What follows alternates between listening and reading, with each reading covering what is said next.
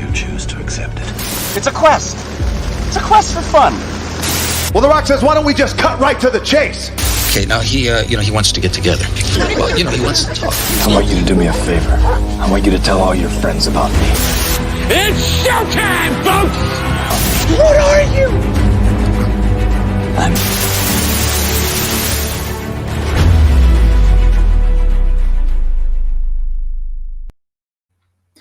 Greetings and salutations, everyone. Welcome to another edition of And I Quote, the live weekly show where we bring in a special guest from any and all corners of the nerd universe. We ask them some questions, get to know them a little bit better, and also find out what projects they have planned for the future. I am your host, Ryan of Nerd Culture, and our guest this week is someone that myself and a lot of us here at Nerd Culture, and maybe those of us outside of Nerd Culture, have been looking forward to having a conversation with this man for a long time. He is the owner and operator of Famous Faces and Funnies Comics and Toys, located in West Melbourne, Florida, aka the Sunshine State. Ladies and gentlemen, please welcome Rick Shea. Rick, how you doing, man? Pretty good. Thanks for having me. I appreciate it, Ryan. Oh, absolutely. We appreciate you being here. And also, for those of you who are watching us live, if you have any questions for our guest, Rick Shea, please feel free to leave them in the live chat in the comments section. Our producers are going to be monitoring that as we go throughout the course of the show, so feel free to do so. So to kick things off here, Rick, let's go back to the beginning. What were some of your favorite movies or TV series growing up? When I was first kind of getting into this stuff, it was it was far and few and far between, but obviously Batman 1989 with Michael Keaton was some of my first few friends that I made based off comics and stuff like that, were off of, oh man, I love the Batman movies too, stuff like that. Batman animated series, the X-Men cartoons, all that stuff when it was first, going on. I've been selling comics now 31 years, even before Famous Faces. I worked at 2 other comic stores, the only job I've ever had. And it just, it's been something I love doing. And, getting into all these, we're in the golden age right now of comic book entertainment where nerd culture has become pop culture, and it's just what everyone's into. Everyone can't wait for that next Winter Soldier and Falcon. Everyone can't wait for that next issue or episode of Invincible. Back then it was few and far between, but I loved everything. I mean, I even saw Steel and Barbed Wire in the movie theaters, because if it was a comic book movie, I would go see it. I'm not saying they're great, but at the time we took everything we could get, which was very limited compared to today, where every nerd culture comic and graphic novels being adapted into TV and movies. So we're really, really lucky to have that right now. Oh, 100%. Absolutely. Now, what would you say were some of your favorite comics growing up, aside from maybe Batman or some of the other popular Marvel titles? My favorite teams of all time I've always been more of a team person. Teen Titans and Deathstroke is my favorite character. And then Legion of Superheroes is the other one, where I generally am not as big into like 60s and 50s comics, more kind of cheesy, crazy, over the top stuff. I appreciate it, and obviously built up like anything else, but I'm not going to, if I've got a choice of watching the next, Winter Soldier and Falcon, or the next, or, an old episode of I Love Lucy, well, I appreciate what's come before, like anything else, modern sensibilities lead to modern tastes. And that's where I'm at on comics. I'm always trying something new. I'm always trying to dive into something new and exciting. And I kind of joke my nostalgia is broken, like everyone else has more of an affinity for Transformers or G.I. Joe and stuff like that. Well, I appreciate that. I think I'm more of a, I don't know, I'm just always looking for something new to dive into, whether it's in comics or leading into now all these comic book TV shows and movies. We're just so lucky to have that. So just really in a golden age of nerdy entertainment. It's awesome that nerds are taking over the world, and everyone's excited about all these properties and always asking, tell me more about Invincible. Tell me more about Walking Dead. Tell me more about, this Marvel or DC show or movie. So it's great times we're living in. Oh, 100%. Everywhere you look, there's a comic book movie, comic book TV series, and there's another one in development. There's another one over here. There's another one over there. Everywhere you look, you get a comic book series. You get a comic book series. You get this. You get that. You all get it. Anyhow. Favorite comic writers or artists? My favorite creators are Jeff Johns. Everything he's done from the early 2000s. He started in 1999 with that Stargirl Stars and Stripes series, which is now a great new series on moving from CW and HBO Max. and it was, that's a brilliant series. Everything he did from JSA and Flash, it got me into a whole bunch of new characters like the Justice Society of America. I didn't know much about them before. And he just got me entranced by every issue. Was like, man, I want to know more about Wildcat. I need to know more about, Jakeem, JJ Thunder, Jakeem, and these new characters, and seeing different generations of DC history come together. It started really with the Stargirl run and then just built from there. So for me, Jeff Johns is probably the best superhero writer. I mean, he just has done so many great things at DC with very few misses. And Robert Kirkman, of course, Walking Dead and Invincible are not only two of my favorite series, but two of my favorite endings of all time. I mean, they're both phenomenal last issues. And then my other probably two favorite writers are Brad Meltzer. I've liked everything he's done, from his novels to his TV shows to his comics. I was like, man, who's this poor guy who has to follow Kevin Smith on Green Arrow? And then he came in and showed up Kevin Smith and just did an incredible job on Archer's Quest and Identity Crisis and his JLA run. I wish he would write more comics, but I swear he's the busiest guy and one of the nicest guys in the industry. So it just seems like he doesn't have enough time. And then my final favorite writer, Brian K. Vaughan. Why the Last Man is my favorite series of all time. Ex Machina, Runaways, just everything he's done. Pride of Baghdad, I was like, a book about talking lions, how great can this be? And then we ended up selling 100 plus copies in 2 weeks. Every other store was like, you're crazy ordering that many. And we just sold, I probably sold 5 copies to people who had never read a comic before in their life, because I wrote a 4-page pretty much seminar on how much I loved this book. It was Pride of Baghdad is one of the 2 books I've read in my life that I read and reread in the same sitting, and just enjoyed it that much. I'm like, is it just me? Am I crazy? Is this book really that good? And it was, and it got everyone hooked. So, Why the Last Man is my favorite comic series of all time by Brian K. Vaughan. Hands down, I'm more excited for that TV show to come out, I think later this year, probably in September, October on FX. They're filming episode 6 right now. I follow every one of the writers, from Eliza Clark to everyone else on Instagram. And it's just amazing watching this come together. I've been waiting literally 2 decades now for Why the Last Man TV series. So I think that's going to be the next Walking Dead in terms of just like the buzz show everyone's talking about every week. So can't wait to see what happens there. Oh my goodness gracious. And speaking of Jeff Johns, one of the first trades I ever read, because I got into comics just a few years ago, but you know what they say, better late than never. I read Flashpoint. Right. Oh yeah, awesome. Flashpoint's one of my favorite trades because it was one of the ones that at the shop I was at the time, they recommended to me, and I thought, oh, this is interesting. And then I look at the synopsis of alternate timeline. Ooh, I wonder what happens here. And then I read it and I was like, oh my goodness gracious, this is really, really good stuff. And by the way, Why the Last Man? I have not read the series as of yet, but I've heard a lot about it over time. I've heard a lot about it on the interwebs. So I'm looking forward to one day nice. Sitting down and reading it. And when the show or the series comes out, I'll have to keep my eye on the marketing campaign for that, because now you have me curious. Oh, and I'm so psyched for that. Yeah, hands down. I literally, it was going to be a movie, and then it was going to be a trilogy of movies, and it was going to be a movie, and the rights juggled around 20 different times and had a bunch of false starts. But yeah, hands down with Why the Last Man, I think it's just such a brilliant premise. The execution was flawless. They're also doing Brian K. Vaughan's Paper Girls. I liked Runaways. I wish more people checked that out on Hulu. It had a really, really strong ending, as always, like anything else. BKB, but yeah, Why the Last Man, hands down my favorite series in history. Beats out Watchmen, and Identity Crisis is my favorite thing I've ever read in my life. So cannot wait to see that adapted onto the TV series on FX. Well, I look forward to learning more about that as we go along. Now, what was your first Comic-Con? My first Comic-Con, it was probably a tiny show in, I think, New York, probably in like maybe 1988, probably just a tiny one-day hotel show, and it's funny seeing how it's gone from there to, these humongous conventions. MegaCon is our big one in Orlando every year. We have a 10-booth setup. We're one of the biggest setups there, and it goes crazy. It'll be interesting to get back to conventions this year. After not having any conventions in this last year, of course, but we're still excited for that. I probably had another small one in Virginia where I met like Eric Larson and a few other creators, and had some great experiences there growing up in probably 88, 89, somewhere in there. And then of course Florida and MegaCon in the early 90s. I've been lucky enough to go to Comic-Con itself, San Diego Comic-Con, I think from 98 to 2010. We had some awesome experiences then. It was back then, I think it was, quote unquote, only 42,000 people or whatever then, before the 125 or 128 cap out that they have now. But we had so many great times going to comic conventions and, a lot of fun at Comic-Con.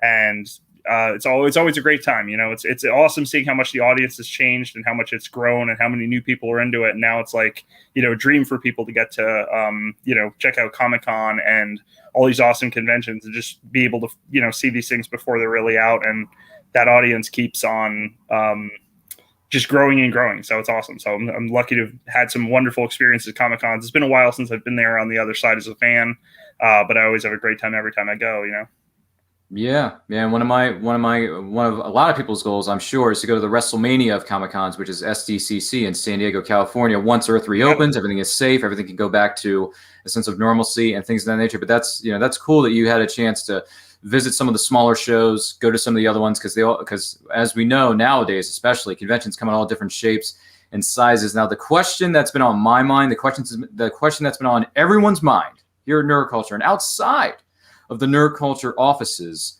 famous faces and funnies, what inspired you to open up a comic book store, and where did the name Famous Faces and Funnies come from? Well, there's two answers to that question, and they are related. I actually, like I said, I worked at two other stores when I was I worked at Space Coast Comics for my friend Bruce when I was first riding my bike down US 1, which is not probably the safest road for a kid to be riding a bike at 13 years old. But I survived, so there's that. So that's good. But Space Coast Comics, I worked there, and then Pat's Comics for a while, and then eventually kind of hit a fork in the road where there was two comic stores in our area, and one person was like, "Hey, I'd like you to work for me over here." You'd kind of be, fifth or sixth in command, and then someone else was like, "Hey, why don't you come over here? I know you know a lot about comics. I know you love comics. I know you read like 500 comics a month at the time when I was, 14 or 15 years old or whatever."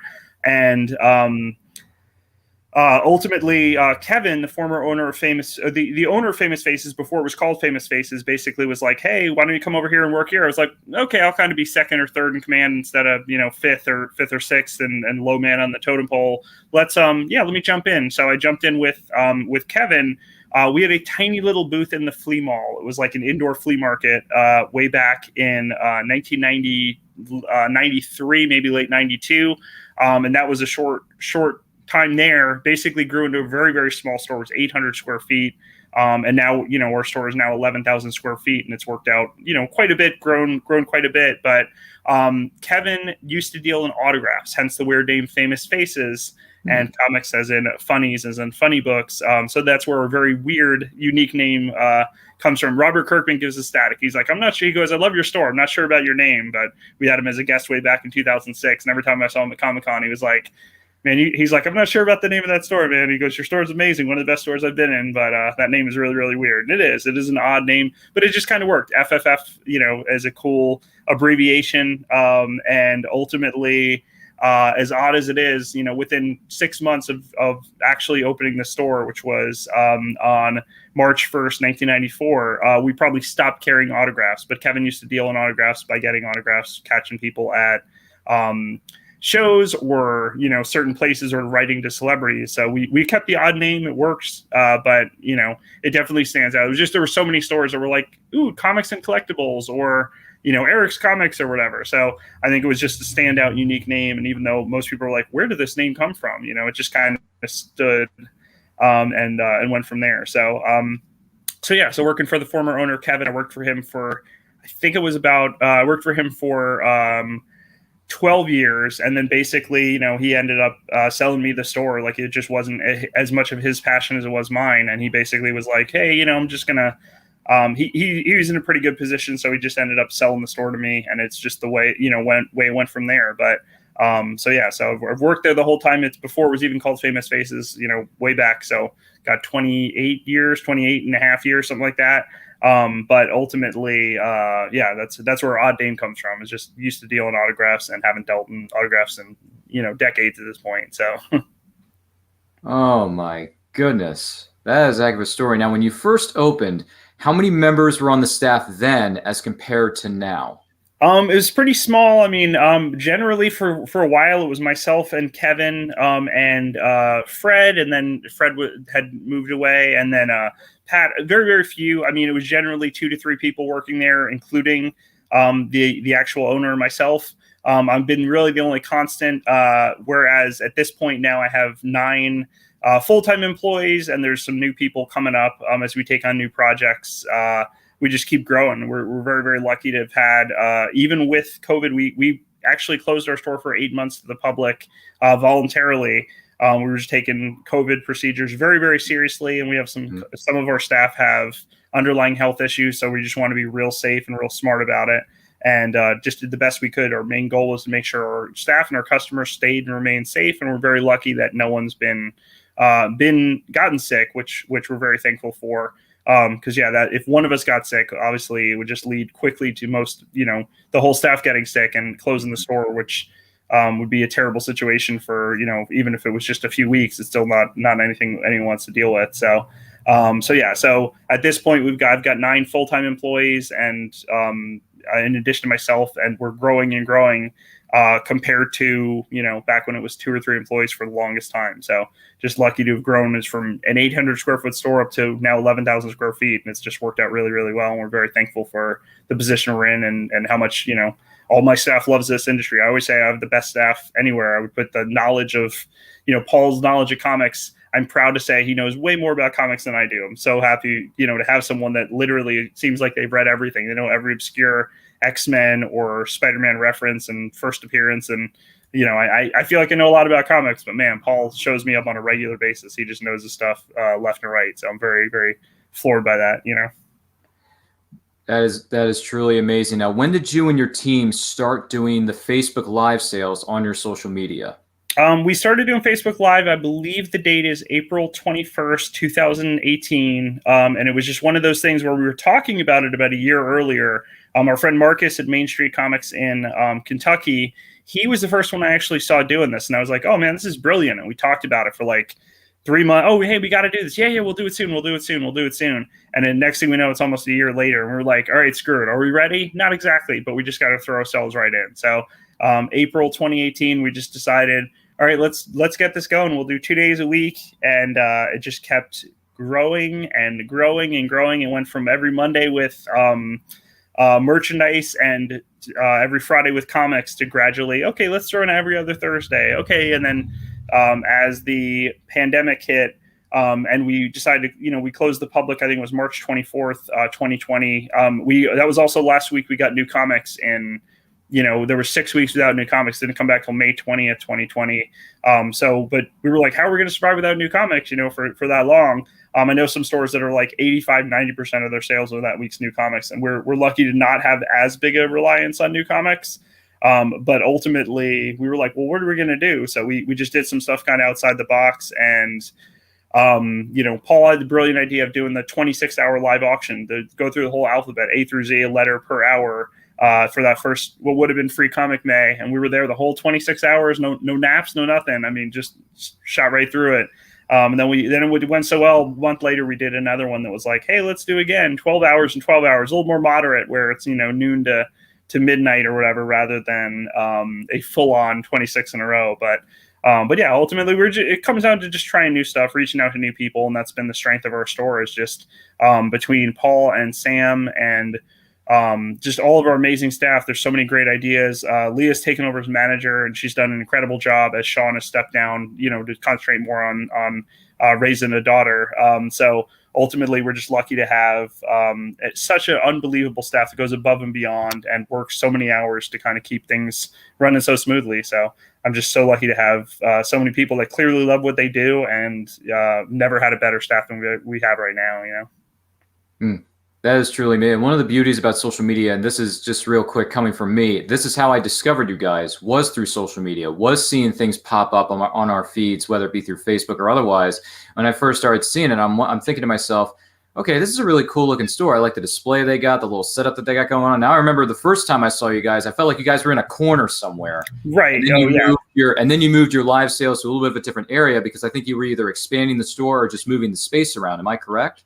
Right. We used to do it in the office, just because obviously running it at the same time that we were open, it was kind of like, oh, can you go grab this? Oh yeah, we'll run around the corner to the back room. We're in an very odd shaped building that used to be a 2-screen movie theater. They used to run like concerts and stuff there.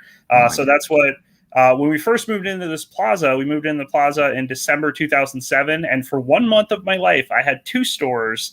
There's a reason people are always like, "Oh, are you guys going to expand? You guys seem to be doing well." I would much rather have one giant superstore at 11,000 square feet than have 2 or 3 stores because, even that 1 month juggling 2 stores, it was a lot. It was like, we just didn't want to close right before December. That was December 2007. So closing a month before, the month of holiday shopping season would have been crazy. So people were finding us on Lake Washington and I think it was like 2,700 square foot store. And then the one we moved into was 2,800, just in a better area right down the street from the mall, right near 95.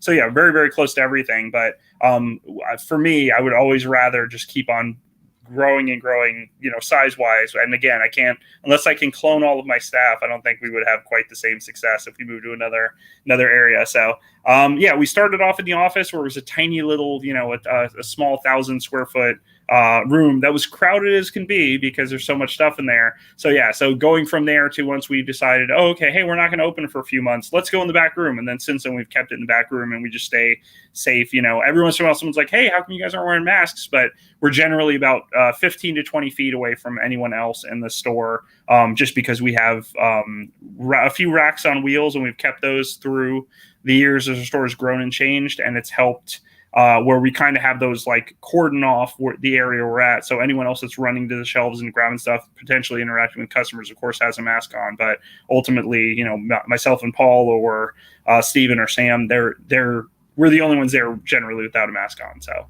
But yeah, ultimately having it in that new area where we can get to stuff quicker and people are asking for, hey, I want to see WWE pops. Hey, I want to see what Marvel Legends you have. This way we can just run and grab them during the sale. And sometimes there's 8-9 people helping to run the sale where they're just behind the scenes, or Josh is up front dealing with customers, and in between he's like, oh, someone just asked for Defenders back issues, let me go grab those and bring them back. So we're just lucky to have such an awesome staff that just stays on it and just helps each other out, and that's what it's all about. It's all about teamwork and working together. Seems no one ever sleeps at Famous Faces and right? Funnies. Honestly, everything that goes on there, every time I see you guys on live feeds and I see people rushing from one aisle to the other to grab stuff for other customers that may have special requests during either the live feeds or when you have customers physically in the store, I'm thinking to myself, how can these people do it? I mean, honestly, I feel like you guys just run on constant fumes and a lot of Red Bull. I mean, my goodness gracious. Pretty much. I mean, that's what it comes down to. It's just, it feels like we don't sleep. We kind of joke about, we finally started turning on our away message in the middle of the night, but people would message at 2:30 or 3 a.m. and I'd get right back to them. And they were like, oh my God, I was not expecting a message till, the next day. It's like, we finally were like, all right, we're leaving the store at midnight or 1 or 2. We finally turned on the away message. But generally we just try and get back to people as quickly as possible. And that's what it's all about, is just communication. Whether it's someone new that's finding us from the live sales and giving us their email, we're like, oh, we already have your thing drafted. We just needed your email to send you an invoice, We've really got it down to a great system. This last year, especially, James has really, really done an incredible job doing all the majority of the invoicing, and he and Sam kind of put their heads together, and every month they're like, hey, here's what the calendar should look like. Let's do this for a special Marvel live sale, a special Pop live sale. Hey, we did the $5 live sale for our anniversary. We sold close to 1,000 items for $5 a piece. It was insane. It was just nuts. We expected it to be like, oh, we'll sell 400 or 500 items at $5 a piece, and they reacted much bigger than we thought. We had 100 people watching. So yeah, it was nuts. It was just crazy. So you never know exactly what's going to sell. But we were lucky to have, I think Bleeding Cool, I think Gail Simone put it on her Facebook or tweeted it, so we were lucky to have some friends in the industry to kind of help make it where 100 plus people were watching us sell $5 stuff. And they were like, are you sure that $35 Deadpool graphic novel is $5? We're like, it's all $5. We've just got a lot of stuff where we're just overstocked. We got it on a sale. We're hooking you guys up. So that's what it's all about, I should know. I was there. I watched that live feed. I saw the numbers kept on climbing, and then people were saying, "Don't share anymore. Sam is tired. Don't put Sam and her crew through any more trouble." And I said, "I'm sorry. I got to share this because you guys are awesome-tacular and you're killing it." Right. Thank you. I can't help it now. Before Earth shut down due to the situation with the pandemic, when did Famous Faces and Funnies start having a booth or a setup at Comic Cons, and how did it go from start to where it is now? We've been at MegaCons and stuff like that. Even before that, it was like small, tiny one-day shows. JB Brightbeal was the guy who ran MegaCon for years before he sold it to CrossGen. And before he was doing MegaCon and filling up the Orange County Convention Center, he was doing tiny one-day hotel shows. So probably 95, 96, just within a few years of being around, we were doing those tiny little shows. One day was in Vero Beach, one day was in, Daytona, whatever. Stuff like that. So we were doing those conventions just years ago, as soon as we could, and doing, it was so different then, where it was a one-day hotel show without in the middle of nowhere, and it was like, oh, this one focuses on anime, this one focuses on straight up, silver and bronze comics. It was different. But yeah, we were lucky to be doing small shows and then gradually grow from, one booth at MegaCon to 2 booths to 3 booths.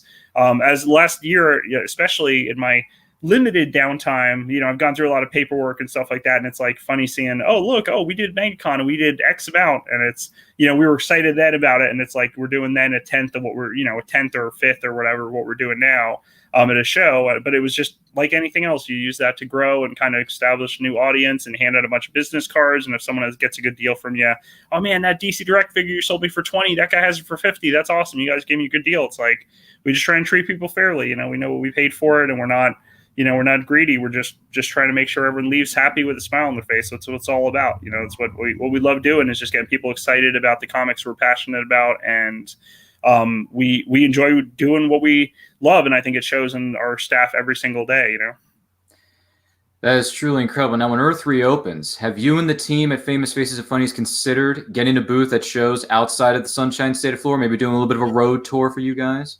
We've kind of talked about Heroes Con for years and years, because it seems like that's the most like comic focused thing. That's in North Carolina, and it's definitely a big kind of step. We've done Dragon Con before, way back. We've done Heroes before. It's just been 10 or 15 years since we've been to either of those shows, and the question is, will taking a giant U-Haul truck versus all the way there. Last year for Mega, we ended up taking 2 U-Haul trucks. We had that much stuff ready and packed, and I was like, we had one that was ready, and we're like, yeah, this is gonna fill this up. No, everything else is packed and ready. Screw it, we're taking a second truck. So last second, I called the company and was like, hey, can I rent another truck? They're like, you were just here. We're like, we know we have more stuff than we thought, so we needed a second 24-foot truck. And they were like, all right, sure, if that's what you want to do. So that was definitely a giant step up, where we were, I know, where did we put it all in our booth? It was crazy. And we still had some stuff on the truck that, like,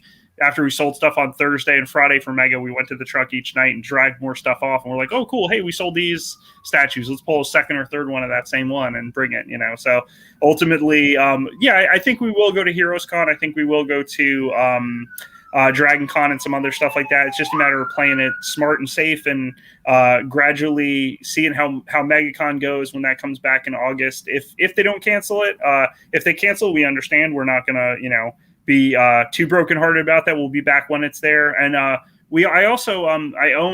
co-own alongside Mike from Mike's Comics, Mike Priest, Orlando Toy and Comic Con and Melbourne Toy and Comic Con. I get questions almost every day. Hey, when are you guys bringing that back? And we're like, we're going to be slow and steady. The last show we had was amazing. We had Donnie Cates and Ryan Stegman and Ryan Otley and some giant names for that. So the last thing we want to do is put on a show that's like a reduced kind of diet version of that show. So we'd rather come back strong and be hopefully put on our best show yet when we come back. But it's just a matter of the amount of work that goes into it, especially Sam. I mean, she does an unbelievable job of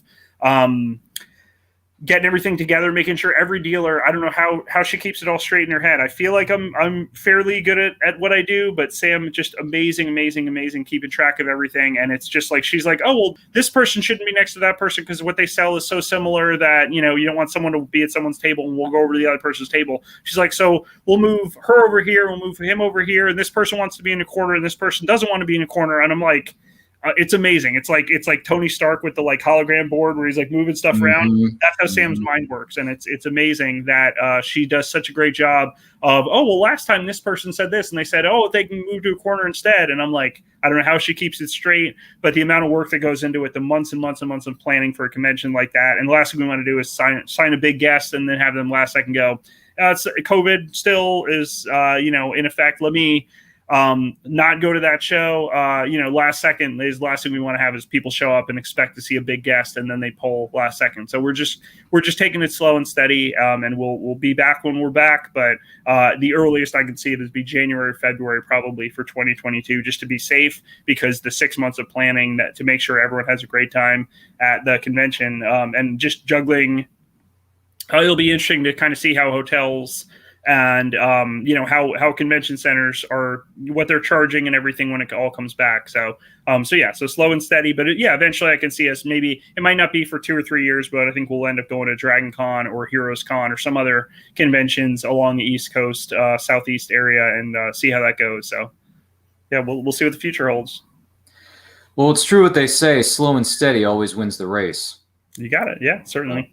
Got to keep that in mind as you go along. Now, with all these conventions, all these events that you've been to, things you've seen, people you've met, all this stuff, when it comes to going to conventions, some people like to go to the vendors and buy stuff and collect things. So my question to you is, what do you enjoy collecting? I'll buy pretty much anything with Deathstroke on it, Titans, Legion, like my favorite stuff there. I don't take home near as much of the store as you'd expect. I think it's kind of like a fine line.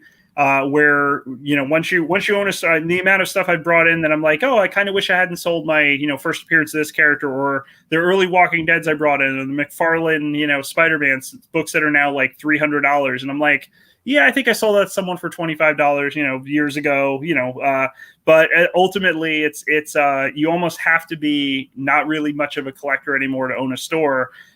There was someone arguing on message boards, like a retailer message board years ago, and there was like a 1 per store item, and it was like the hottest book. It was like $200, where everyone was like fighting over it. And this guy's like, oh, well, I got mine in, and I kept mine for my own collection. I can't have an incomplete collection. And everyone else is like, you do you, man. But if I were you, I would sell that for $200 now. You can always replace it later or whatever. And the guy's like, well, then I won't have it in my collection. And it's like, you have to decide, are you on the side of a retailer who's trying to do this for a living, or are you a fan that's kind of, just sort of almost like a backpack dealer or whatever. So, and the guy like couldn't take anyone's advice, and he's telling all these people, he's telling a guy that owns 10 stores that he's wrong. It's like, I'm going to take the advice of the guy who owns 10 stores and is a very successful and a great guy, and I would definitely side with him on how best to run it. So ultimately, I don't take home a whole lot compared to what it used to be. There was times I was filling up a long box, I think every month at one point when I was first working for Kevin, where it was like, I was buying almost every comic. I was reading literally 300-400 comics a month, which is insane, because at this point, I think if I'm reading 150 comics a year, I'm surprised. I mean, it's just I'm reading a lot of number ones and PDFs of stuff in advance from Image or Boom or whoever's kind enough to get them to us in advance, and then but base our orders off of that and say, oh man, hey, Nottingham was better than we expected, and that's why we ordered more aggressively on that than a lot of stores did, and then still sold out. We sold every copy, and just went quickly, but sure enough, we're able to read books like Stray Dogs. It's a book we love. That's it's basically Lady and the Tramp meets Silence of the Lambs. So that's a crazy book from Image that we really enjoyed. We liked it so much, I think we ordered like 60 or 70 copies of number one and got people into it.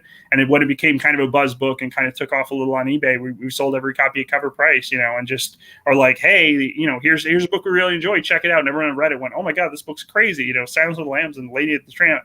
That's a wild mix up, but sure enough, we enjoy what we're doing, and I think it shows in the passion of our staff and how much we love comics, and really just have a great time doing this every day. Absolutely.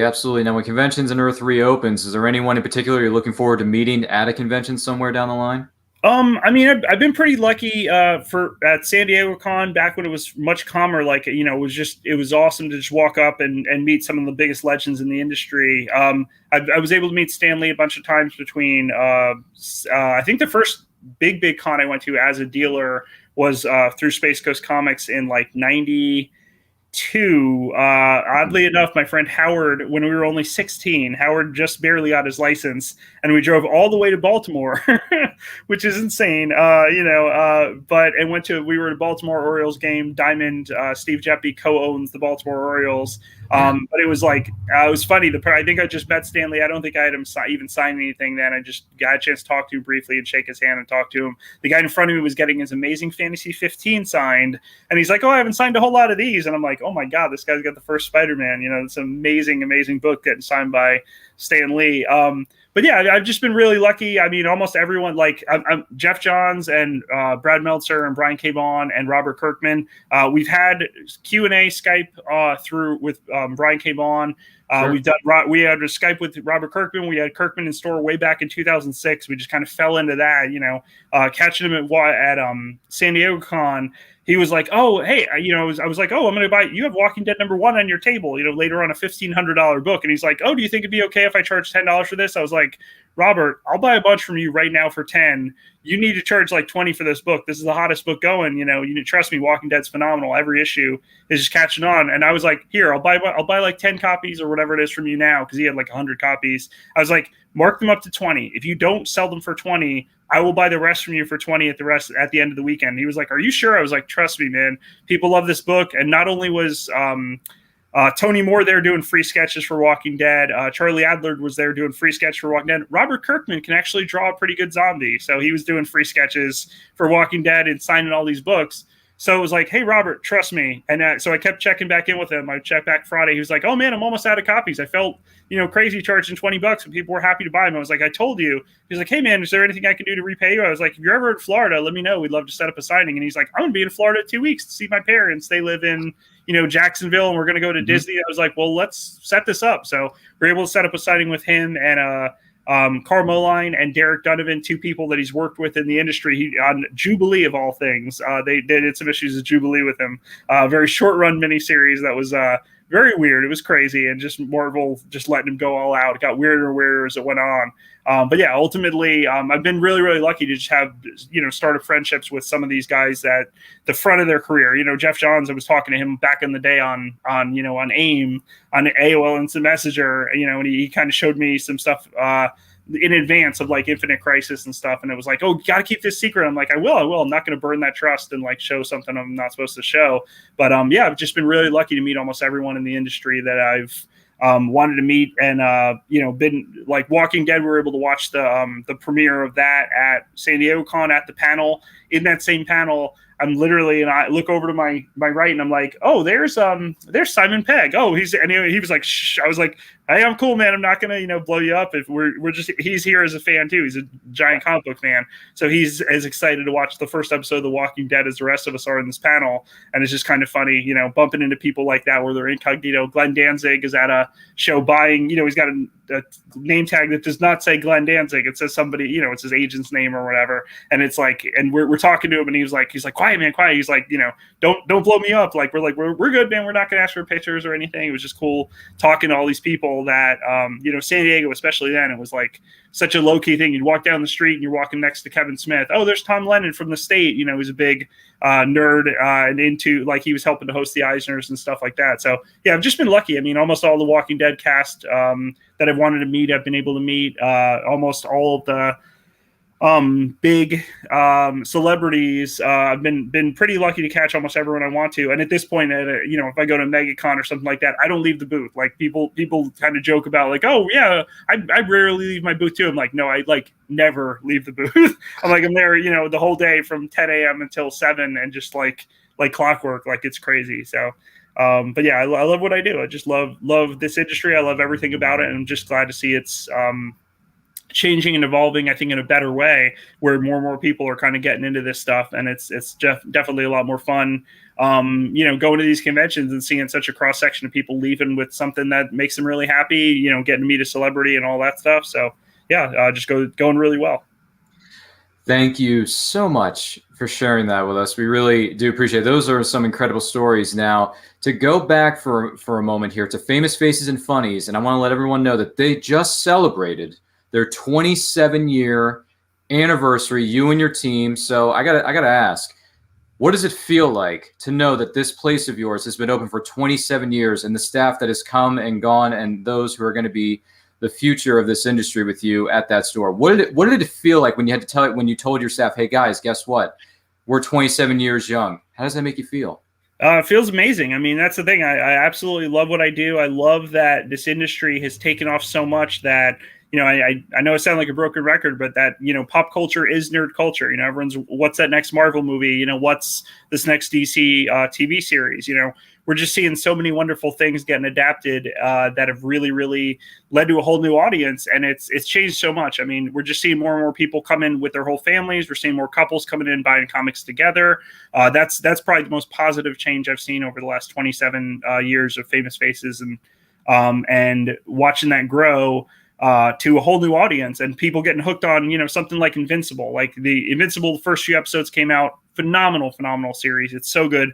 Very, very violent. Not something you should really watch with the younger kids, but it's definitely a great series. And Robert Kirkman and everyone that adapted it did an unbelievable job on that. So at this point, you know, people see Invincible on Friday night when it first is on. It comes on Friday or even Thursday night to Friday. And on that Saturday and Sunday, people, oh, do you have Invincible? Do you have the trades? Do you have the compendiums? What do you have? You know, and we're just quick. We're always ahead of the curve. Every week we do weekly reorders every Monday night. So Monday, I'm doing final order cutoff stuff till midnight. And then from midnight till about 2 a.m., I have a friend, that Diamond, that keeps my vampire hours. It's up in the middle of the night. So he basically will call. We'll just go over, oh, I need 3 more copies of Invincible Volume 4. I need, 5 more copies of Invincible Volume 1. Whatever it is, we're getting reordered for people. If it's something we're missing, we'll fill in a want list. And then every Thursday or Friday when we have it in stock, we are then calling or messaging that customer, hey, we have this for you. Oh, hey, it's in your folder. Next time you come in, it's here for you to pick up. So we do our best there. But just over the last 27 years, I've watched the industry grow and change, and I'm super happy with where it's going. I'm super happy to have as much community involvement as we do. That's been one of the biggest downsides of the pandemic. Is we used to host a weekly geek trivia. One week could be Power Rangers, one week could be 80s cartoons, one week would be, Marvel Cinematic Universe, stuff like that. Sam and Paul and Steven especially have done an incredible job as they've taken over more and more of the writing of that than I used to. The first few, probably the first year or two we did that, we were doing that like 5 years, if you can believe it. That's crazy. And it was weekly geek trivia, and it was just, we did The Office. Leah wrote an incredible batch of questions for The Office. We had about 310 people there for The Office, which is the most amount of people they've ever crammed into Broken Barrel Tavern. We just couldn't believe. We were people literally standing. They were like, we know we can't get a table. We know we can't get food. We can just get drinks. Is there any way we can still do trivia? We were like, yeah, you're fine. So we had 66 teams of 3, 4, 5, 6 people on a team. And it was just crazy. Like watching that many people come out for an event like that. We had Rick and Morty the first time. We had almost 250 people for trivia for Rick and Morty, and Stranger Things, just whatever. We've done we've done Grey's Anatomy. We've done just some Saturday Night Live. We've had some that are big, some that are small, but we love what we do. We love interacting with the community, and I think that's a lot of what led to our success over the last year, even being closed for 8 months of 2020, all the way from March 24th to December 1st until we reopened. We still had our best year ever. We're up by just a small percent, but we were up, I think, because of the community involvement of going to Cineworld and handing out free comics at every comic book movie you can possibly imagine. We used to watch Walking Dead there the first 3 years. We were watching Walking Dead every single Sunday for free. It was a free event. It was a lot of fun. And it was just a community involved. Even before the movie started, we would do like silly little, hey, shoot this, moving zombie that I've got, this giant Walking Dead, like the bicycle girl from the first episode or whatever, like, shoot this silly zombie with a Nerf gun or whatever. Or, oh, hey, you bought a Walking Dead prize pack. You got a little zombie figure. Underneath it would say, we used to have it where it said you won, but eventually the people that worked there were like handing it to their friends for their win, so they would win a free graphic novel or whatever. So eventually it was just like, oh, well, if you have number 19 is the first appearance of Michonne. So number 19 or number 27, the first appearance of the governor, is written on the bottom of your zombie. Come on down. You want a free, graphic novel or free $10 gift card or whatever, just something like that. We just try to do as much as we can in our community. And that's something that's grown a lot and helped us grow over these last 27 years. And hopefully, hopefully, for 27 more years, we'll keep, and then some, we'll keep doing this. But I'm just lucky to have such an incredible staff that really loves what they do, and I think it shows every day. And their awesome ideas and brilliant things that have really helped our store grow. So very, very thankful for that. Well, I think it's fair to say my hat's off to you, and as well as congratulations to your staff on 27 years, and we wish you the best for 27 more years, and maybe then some moving forward. Just make sure you have plenty of energy drinks in the back. Right. Now, if you had to describe just a few of your staff members as a comic book character, who would you describe him as? That's a great question. Paul would have to be somebody X-Men related. That guy knows more about X-Men than I'm convinced most of the Marvel editors. I swear, man. He knows every little tiny bit of information about the most obscure villain. I'll be like, oh yeah, this character probably only appeared once. He's like, actually they appeared 3 times. They appeared in, X-Men 310 and 337, and then again in adjectiveless X-Men number 45. And I'm like, only you would know that. But he knows every little thing. I don't have any quick answers off the top of my head, but like I said, if Sam's almost like a Tony Stark in the way their mind works, and just the brilliance of coming up with new ideas to keep things fresh for the live sales. We started doing like Star Wars live sales once a month, whether it's Star Wars comics or trades or merchandise or Star Wars black figures, and just hands down, we've really, really lucked out. Just having an audience for no matter what it is, whether it's a pop live sale or a comic live sale or half off graphic novel sale. We're lucky to be doing something different all the time. And if you're not into graphic novels, then don't watch this Monday when we do graphic novels. But if you're into pops, last night we did pops, and we had a good audience, watching the whole time, and new people finding us and covering it right away. So I would say Sam's more Tony Stark kind of person. Paul's almost, if I had to pick him as an X-Men, this may be an odd choice, but maybe Forge, just because the maker, he just seemingly always is able to find a way to make anything work. So maybe that's it. Kind of a stretch, but I don't know. But there's some quick answers for you on a question I'm not too. I kind of probably have to put some more thought into, but I'm just lucky to have a brilliant staff that really loves what they do, and they love the freedom of like, hey, if sorting back issues is not for you, then I'm not going to put you on something you're not enjoying. There's some staff where it's like, oh, that's not really their area of expertise, so I'm going to hand it over to someone else that's kind of more suited for that or enjoys doing it more. I don't want people to be. You don't want to dread your job. I know too many people that are like, they tolerate what they do for a living, and it's like, you're supposed to love what you do for a living. And that's, I think, the more important than anything. And we're lucky to have that with the success of our store, and just keep on growing from there, That is all good. I can certainly understand that. Now, if you could look through one person's email without them knowing, whose email would you look through? I think this answer the last year would be one of the higher ups at DC, maybe Jim Lee's, but probably not for the reasons you'd expect. DC has made some very odd choices. I've always been a lifelong DC fanboy. I love DC. I even don't mind as many of the DC movies. Some movies from DC that were not necessarily wonderful. I don't know. I overall enjoyed most of the DC stuff. I love the DC TV series, everything from CW, everything on the DC app. I mean, Doom Patrol is amazing. Titans I've really enjoyed. It's gotten better as it's gone on. And there's just we're so lucky to see so many great things there. This last year, DC's choices with leaving Diamond and then jumping to 2 different distributors and then cutting down from that to one of the 2 distributors means we've had 3 different distributors for DC in the last year. They also forced us to do Final Order Cutoff on Sunday night. I try and have one day off a week. I think that's fair. I've been working 6 days a week since the pandemic started, and sometimes even Sunday because of, the 26-hour live sale or the stuff like that. So DC in the last year has made some choices that I definitely don't agree with. They treated us like gold for years and years. They've laid off almost all their staff that we were really friends with.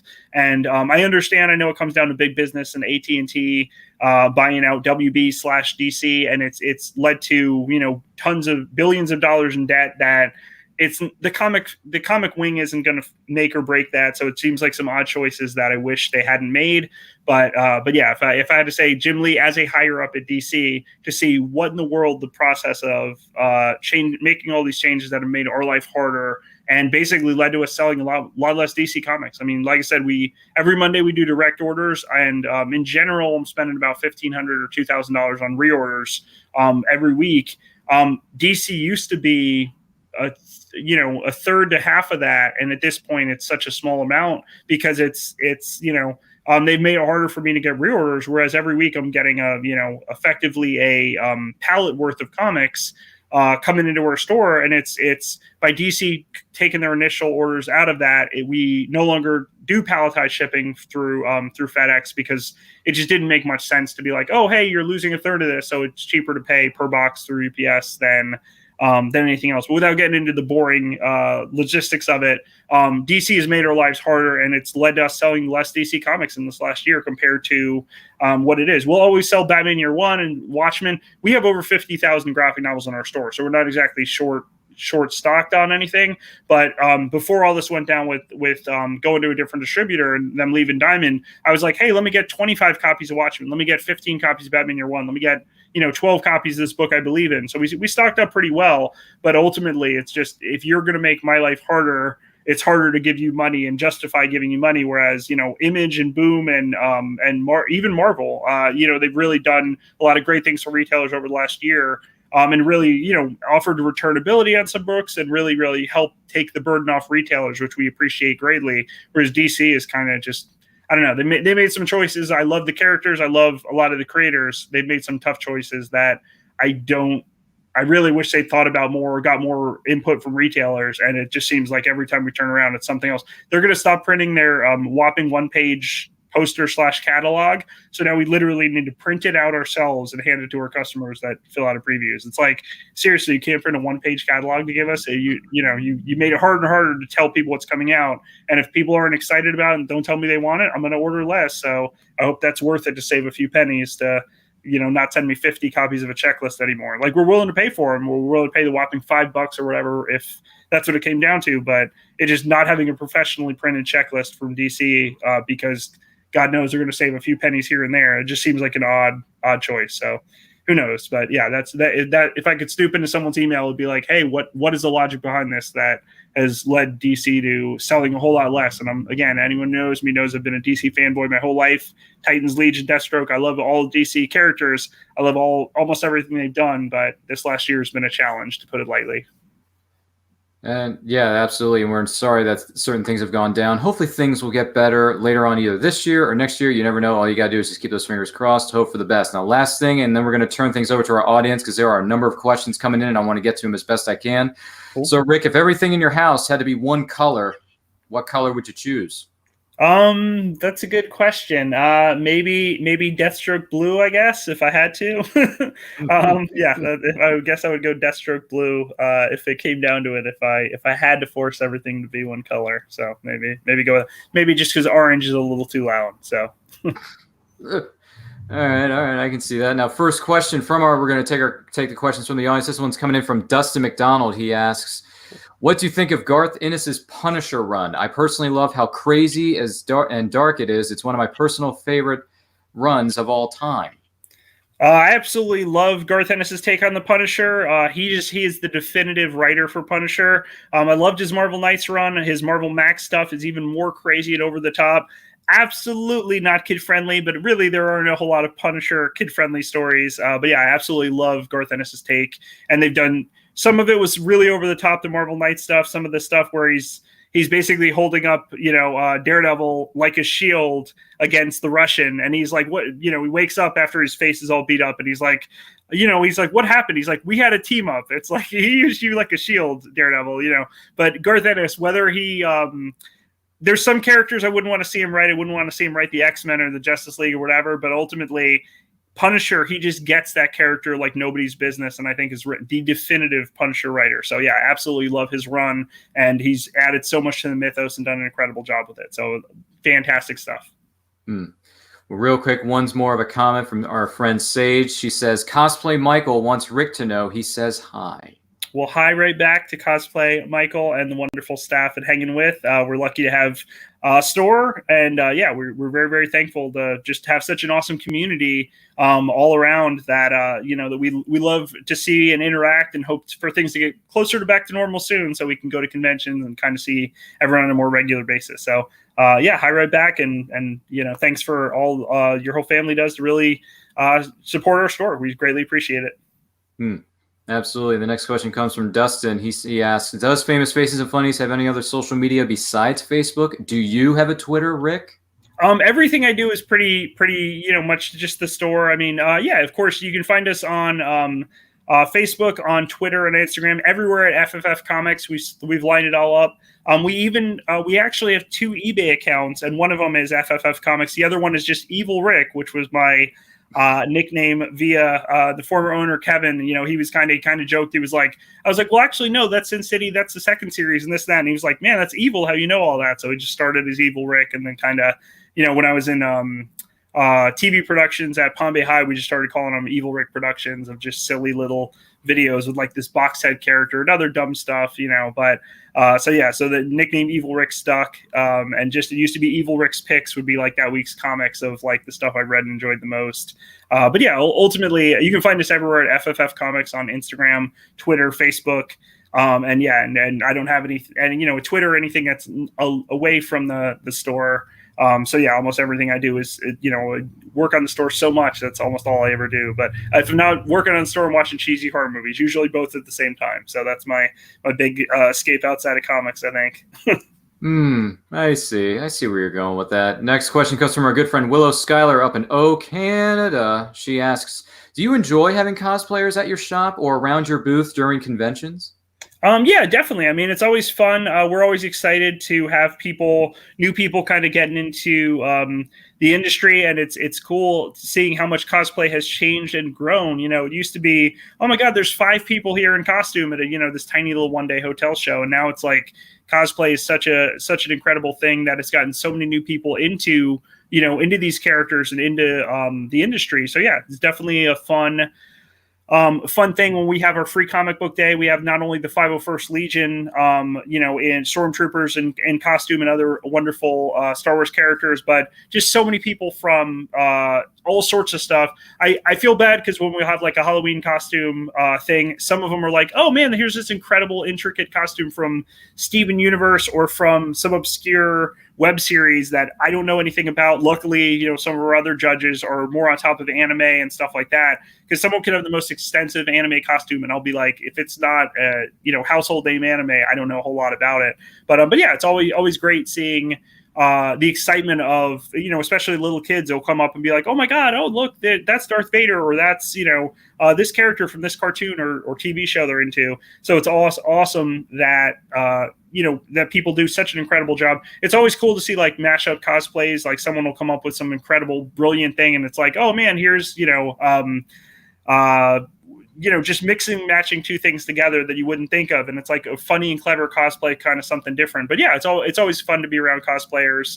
Almost all of them are pretty upbeat and always have a great time. And just it's awesome to have that positivity of seeing people interact with their favorite characters. People going to the first comic convention and seeing someone in costume that looks straight off like they walked out of that cartoon or off that TV or movie. So it's awesome. So yeah, we're always happy to meet cosplayers and have them at our conventions and at free comic days and other store events like that. So. Well, going along with that, our next question comes from Sage. She asks, Cosplay Michael wants to know, what character Rick would most want to cosplay as? I mean, I myself, I probably would never really do it, just because I swear it seems like I'm just always so slammed, working 6 days a week and sometimes 7. Even my Sunday is not much of a day off when I'm working on, DC order forms and stuff like that.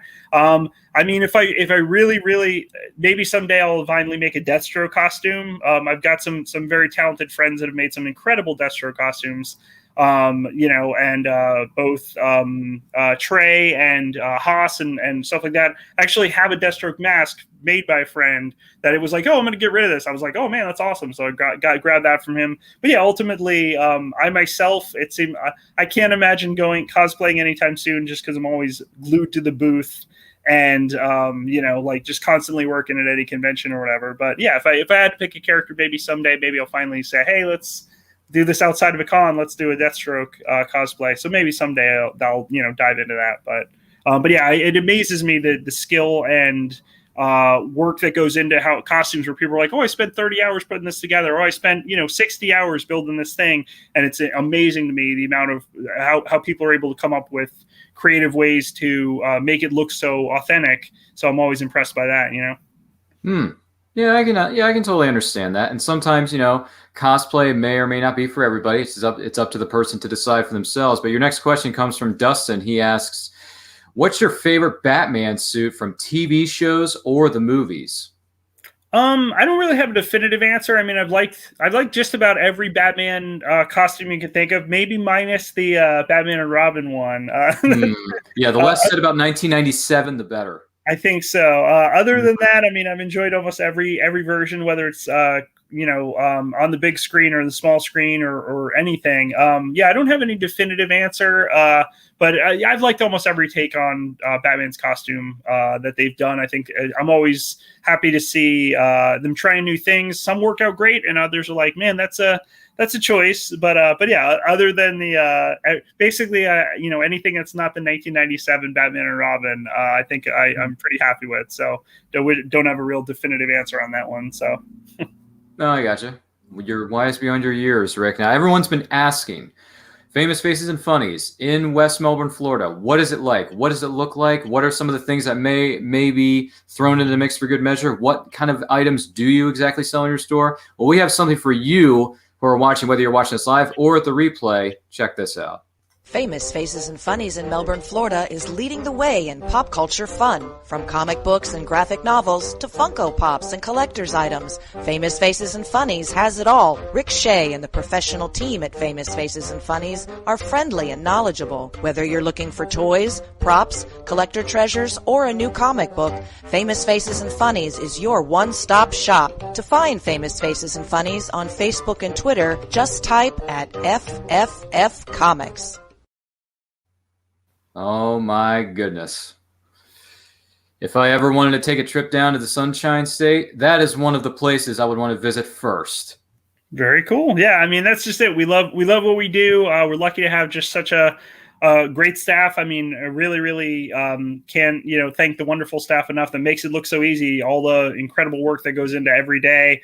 I mean, Sam especially keeps up with like want lists. We have a want list for comics, for pops, for toys, and basically this way, when you get it, we're getting in for the first time, we'll pull it for everyone that was requested in advance. Lately, we've been posting. Sean's also come up with the idea of like, hey, look, let's post this in advance before we order it. Oh, we thought we needed 3 cases. It looks like we need 5. Let's order a bunch more. Like the Crow Select, we sold so many of those. I think we sold almost 50 of the Crow Select figure recently, and it was just in advance. I think like 20 were spoken for, so we're like, oh man, we better jump up to like 36, and then 36 became 42 and 48 and 54 and so on. I think they're currently on back order at Diamond, and we're like, oh man, we sold through so many of these, it's crazy.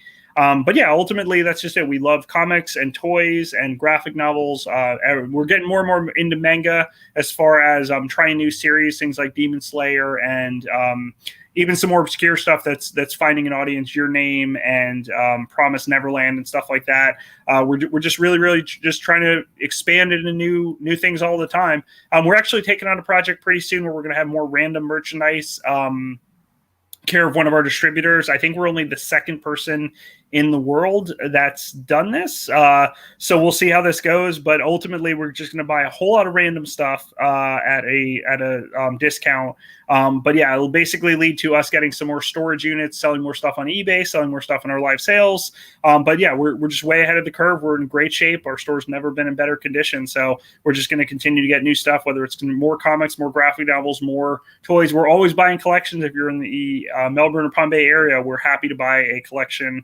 And almost every time it works out. We bought 2 collections this week. One was for about $5,000 worth of Marvel Legends, mostly in box, which you'll see today on like our live sale. A lot of them will debut, but yeah, and then a lot of loose figures too. And the customer was like, "Hey, I'm going to throw these in too." I was like, "No, here's what this is worth. We're going to give you this amount." He was like, "Are you sure? Are you sure you can give me that? I expected like a third of that." We're like, "Yes, we know we're going to pay you fairly. We want you to come to be happy." And he's been buying comics from us for about a decade now. So of course, we're going to treat him right and just make people happy enough to come back and just keep things going the way they're supposed to be. So that's what it's all about, is just making sure people leave happy and making sure they feel like they were treated fairly and, come on back with a smile on their face. That's what it's all about. Same thing. Any books we recommend, we tell people all the time, it's a little harder through mail order, but any book you recommend, if we recommend Stray Dogs and if it's not your cup of tea, you can bring it back for a money back guarantee. And almost never does that happen. Maybe once every like 2.5, 3 months, someone's like, oh, that wasn't my thing. We're like, okay, cool. Trade out for something else. Or, we'll just straight up give you your money back. But it's very rare we actually have to do that, because as we get to know people and go, oh, your favorite TV shows are this and this and this. You like these movies. You like this other comic. Okay, well, we think you'll enjoy this. If you like this by Robert Kirkman, we think you'll enjoy this by Robert Kirkman, or a similar writer that's kind of on the upswing, whether it's Donny Cates or some of the guys blowing up at Image now, or just putting out some really, really cool new product through Image and Boom and some other companies. So, we love what we do, and I think it shows, and we're just thankful to have that. So, if you had to ballpark it, how many states or how many countries have you guys shipped to? We don't do a whole lot of international shipping. We mostly do, just because we've had a few problems here where it's like, it kind of turns into, oh no, it got lost in the US. No, it left the US, but it got lost in, here or there. There's a few regular customers in Australia. There's some in Holland. There's some, just all over the place. But ultimately I would say we have shipped to almost all of the 50 states. We've sold a few things to Hawaii, and a handful to Alaska. Ultimately I would say we've sold I think we've sold to every state. I think we've sold at least some mail order, we sell a lot to California. We're not thrilled with the shipping charges that are included with that, because we do $10 flat rate shipping, but it is what it is. If we're sending someone, $300 worth of stuff, we know we're going to eat 10 or 20 bucks on the shipping, but it ultimately it works out. We try and treat people fairly, and having a $10 flat rate shipping is fairly easy to explain, compare. And sometimes people are like, wait, are you sure? I'm buying 30 pops. We're like, it's still $10 flat rate shipping. It's just it. We try and keep it as fair as possible and make people happy, 100%. I could not agree more. And I want to take this opportunity to thank Rick Shea, owner and operator of Famous Faces, Funnies, Comics, and Toys, for being with us on the show this week here at And I Quote. But before we go, Rick, where can everyone find you on social media, and what projects do you have coming up? With the big project is really just the new random merchandise, random toys. I mean, we're going to have all sorts of stuff we've never had before, whether it's mainstream comics or manga or an anime. So we're excited about that. We're going to keep doing live sales 6 days a week. We're usually not doing them on Sunday or Tuesday, but every Saturday.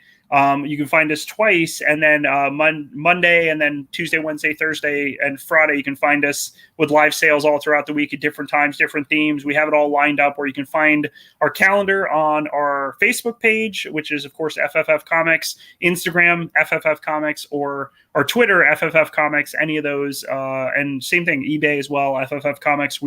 Is our eBay. We're trying to we're doing more merchandise through there as we kind of build that back up.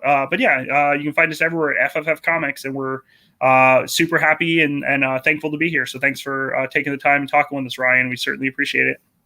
Well, thank you for being with us, Rick. Thank you all for joining us for this week's episode of And I Quote. You can find me, Ryan, and everything that we're doing here at Nerd Culture on Facebook, Twitter, and Instagram at It's Nerd Culture. By the way, if you're wondering, if you could look through someone's email, which email would you want to look through? If you had to pick one color for every object in your house to be, which color would you pick? You know where those questions come from? Well, this episode and every episode of And I Quote is powered by Pod Decks.